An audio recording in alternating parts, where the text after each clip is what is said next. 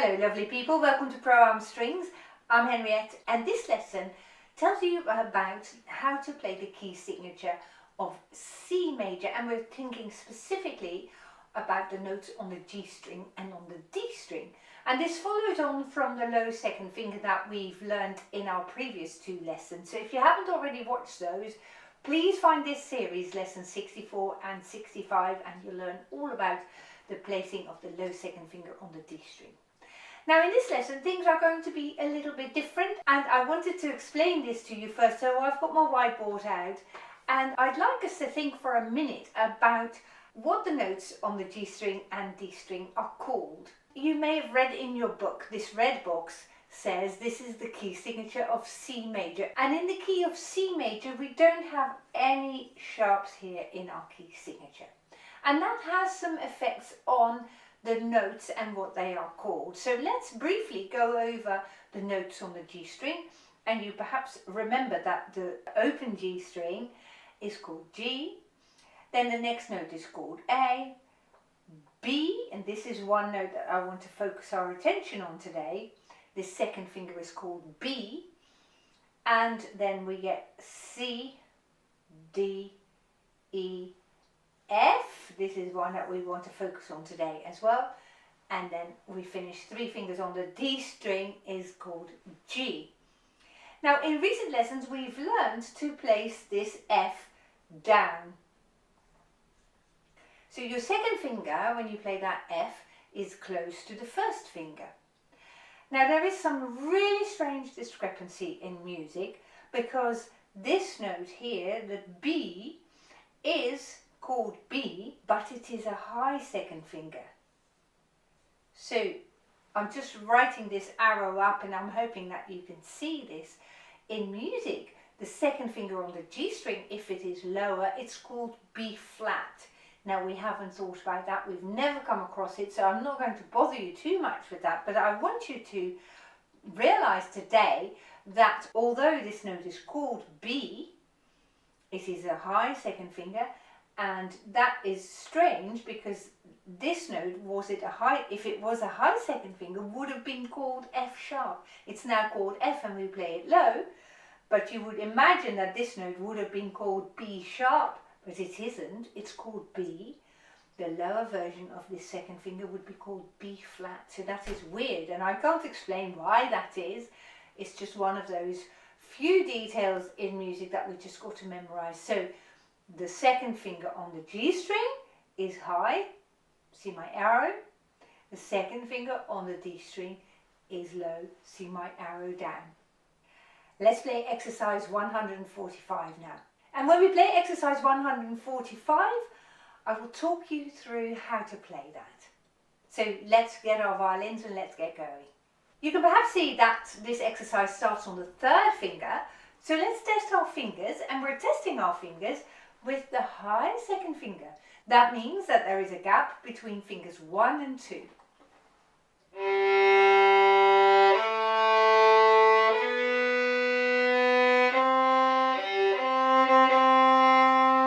I'll count us in for 4. 1, 2, 3, 4.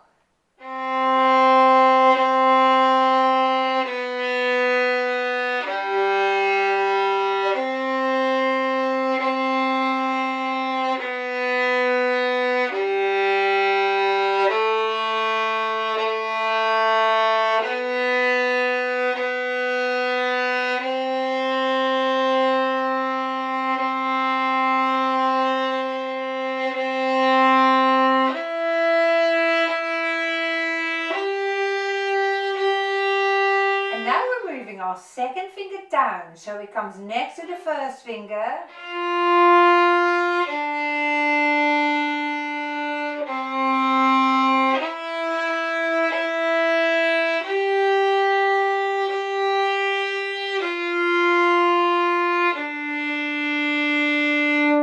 Very well done, really good.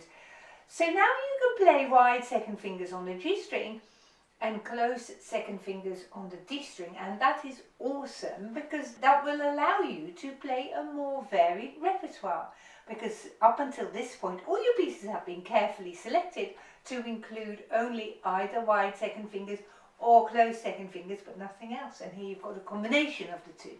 Super. Now you may have noticed that I was playing the second finger together with the third finger. I was playing here the last two bars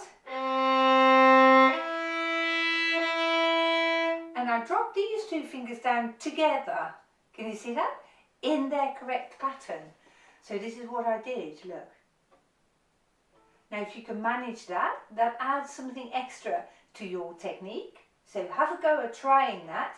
For most people this will be quite challenging, but why not give it a go today? Let's practice those last two bars one more time, and then if you can, have a go at placing those two fingers together, and then we'll pause on the third finger just to check its tuning with the open G string. So the last two bars, here we go.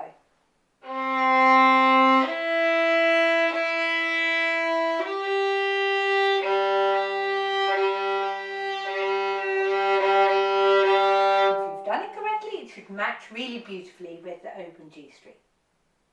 Lovely job. Now this is a folk song and it'll go a little bit faster, so in a moment we're going to do that, and I want you to take a look underneath the last bar because there are some letters underneath the last bar. You may remember D si al fine means da capo al fine. We've talked about that in the past. Da capo al fine means from this moment on you play back to the head of the piece, the top of the piece, to where you see the word fine, and fine in Italian means the end. So after we've played the whole first line, we go back to the start and then play to the middle again. So this is how the whole song goes. We're also going to add the repeat, which means when you first start the piece, you play the first four bars again, then you go towards the end of the line, and then you pick up from the beginning again, but when we play da capo, there isn't another repeat. So the repeat you only play at the start of your piece. You might want to test your fingers before you start. I'll count us in for 4. 1, 2, 3, 4.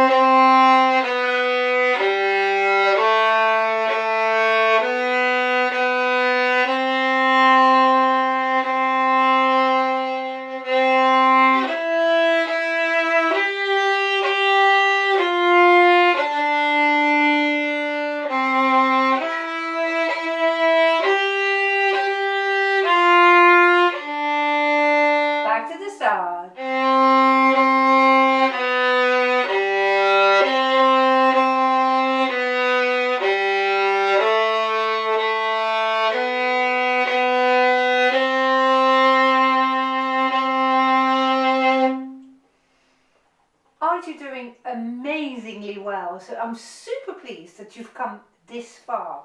Absolutely awesome, so well done. You're one of those amazing people learning to play the violin by themselves, and you know I'm absolutely in awe of people who can do that. I can totally imagine that you might want some individual feedback on your playing when you've reached this stage, and I have got several ways of getting in touch with you and supporting you a little bit more. First of all, via my website, and the link will pop it up into your screen now. You can book lessons, and some people book one single lesson just to see if they're developing along the right tracks. So I would encourage you, if you've got any doubts, to do that. Secondly, I've got Henriette's Violin Club, where you can ask me questions in the live classes and get some more feedback on your playing in that way. You will also, when you're a member of Henriette's Violin Club, receive more instant feedback on any questions that you might pose in the comment section below each individual video. So have a think about whether you might benefit from that. There's also a community forum where you can ask your fellow players some questions if you are a member, but I think priority feedback on questions asked below the videos I think might be helpful to support your playing too. So if you haven't already considered one of those two options, please do so now, and I very much look forward to seeing you in the next video. Goodbye.